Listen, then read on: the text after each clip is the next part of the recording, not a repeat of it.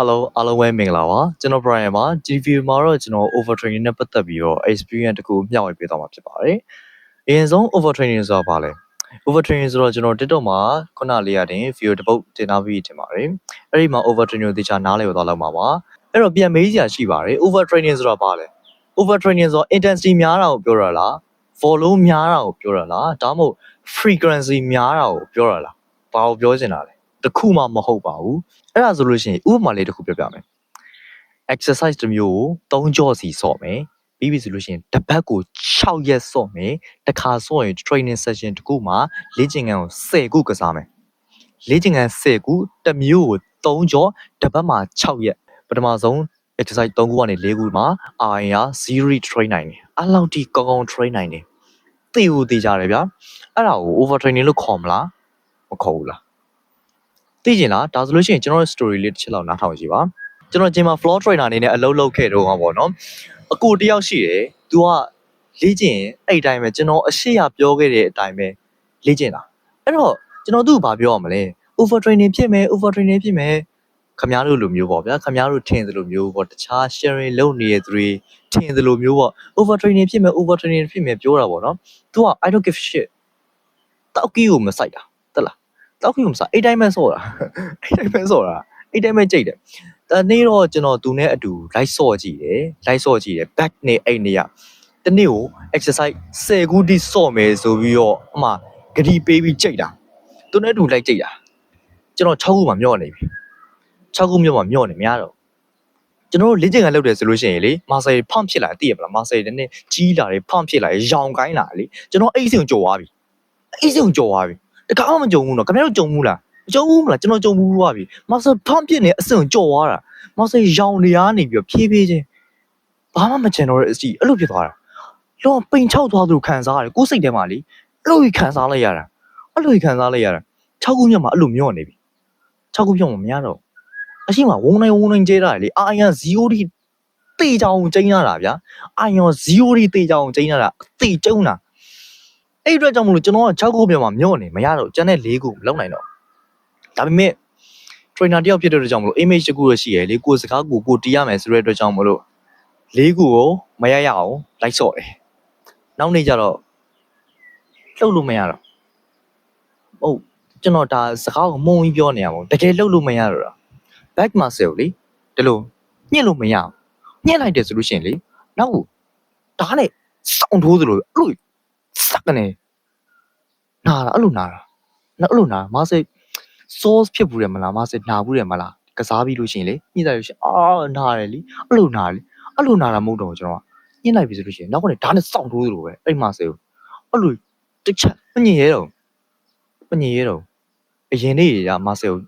ညက်တာကြိုက်တယ်ရအဲ့လိုနာနေရလေးကိုကြိုက်တယ်အခုကနာနေရလုံးဝမုံသွားတာအဲ့လိုနာလေးကိုလုံးဝမုံသွားတာ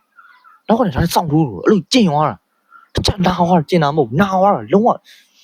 အဲ့နာရတဲ့ခံစားချက်ကျွန်တော်အခုထိမမေ့ပါဘူး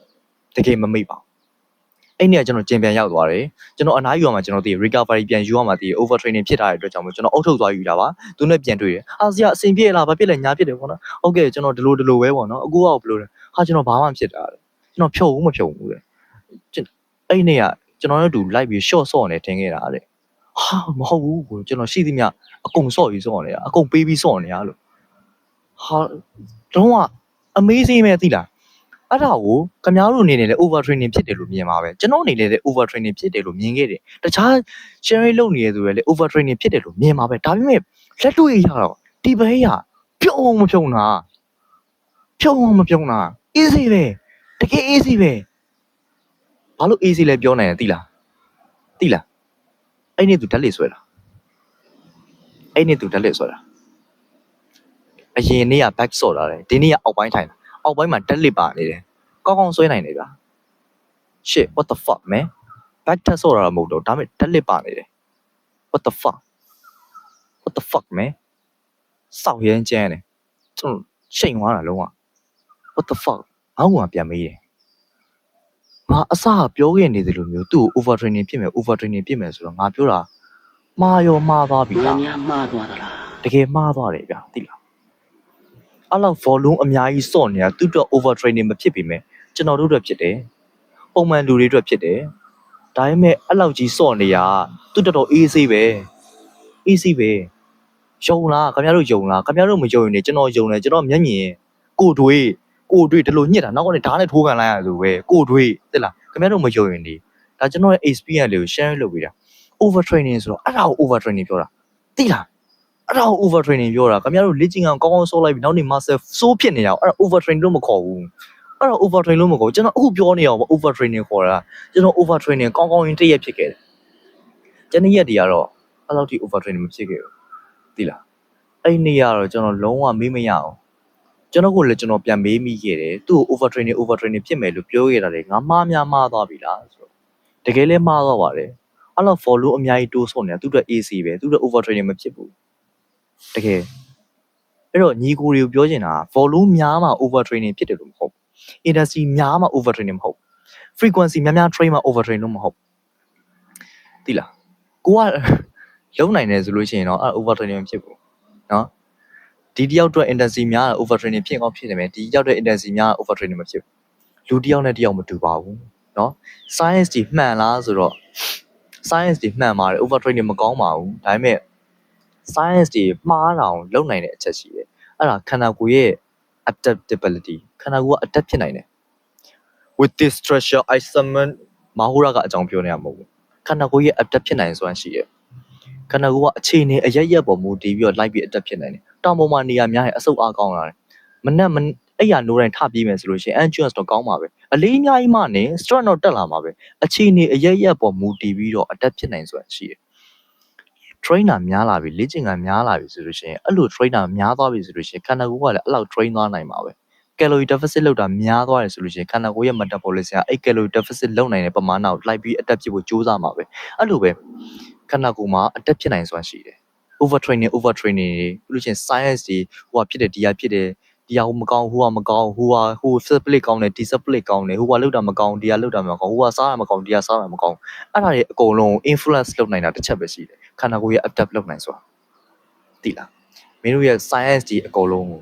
influence လုပ်နိုင်တာခန္ဓာကိုယ်ရဲ့ adapt ဖြစ်နိုင်စွာမယ် okay မိုးလင်းနေပြီเนาะစကားပြောရင်းနဲ့မိုးတော်လင်းသွားရင်တွန်းကြည့်အောင်ချက်ရှိုးညမိုးချုပ်ကလေးကဗီဒီယိုရိုက်နေတာမနေ့မိုးလင်းသွားပြီဗျာကျွန်တော်ည4 နာရီတည်းကဗီဒီယိုရိုက်နေတာအခုဘယ်လောက်ရှိသွားလဲမသိဘူးမနေ့9 နာရီဖြစ်သွားပြီကျွန်တော်မအိပ်ရသေးဘူးအဲ့ over training ကိစ္စကြောင့်အိပ်မပြောလို့ထားပြီးတော့ဗီဒီယိုထားရိုက်လိုက်တာအဲ့တော့ကျွန်တော်အိပ်ပါတော့ပဲเนาะအားလုံးပဲ good night ပါ good night လား good morning လားမသိခွဲတော့ဘူးเนาะအခန်းပေါ်ကတော့မအိပ်ရသေးရင် good night ပဲအဲ့တော့ good night ပါပဲအားလုံးပဲတက်တာတခုပြောဖို့ကြံခဲ့လို့ပါเนาะအဲ့လို training လုပ်နိုင်တဲ့အတွက်ကြောင့်မလို့မာဆယ်မကြီးတော့ဘူးလို့မြင်နေမဲ့သူတွေအတွက်ပေါ့เนาะအပြင်မှာခန္ဓာကိုယ်ကြီးကနဲတာမဟုတ်ပါဘူးเนาะသူတို့ဂျင်းမှာဘယ်လိုခေါ်လဲဆိုလို့ချင်းစီပန်းလို့ခေါ်တာเนาะမာဆယ်ကြီးကနဲတာမဟုတ်အဲ့လို training တွေကြမ်းတမ်းလုပ်နိုင်လို့ over training ဖြစ်ပြီးမာဆယ်မကြီးတော့ဘူးထင်တယ်ဆိုလို့ချင်းသူအပြင်မှာသွားကြည့်ပါเนาะလိမ့်စာလိုချင်ဆိုလို့ကျွန်တော်လိမ့်စာပေးပါမယ်ဖုန်းနံပါတ်လည်းပေးပါမယ်เนาะအပြင်မှာ body ကြီးက heavy ပါ okay တော့အိပ်ပြီเนาะတတာ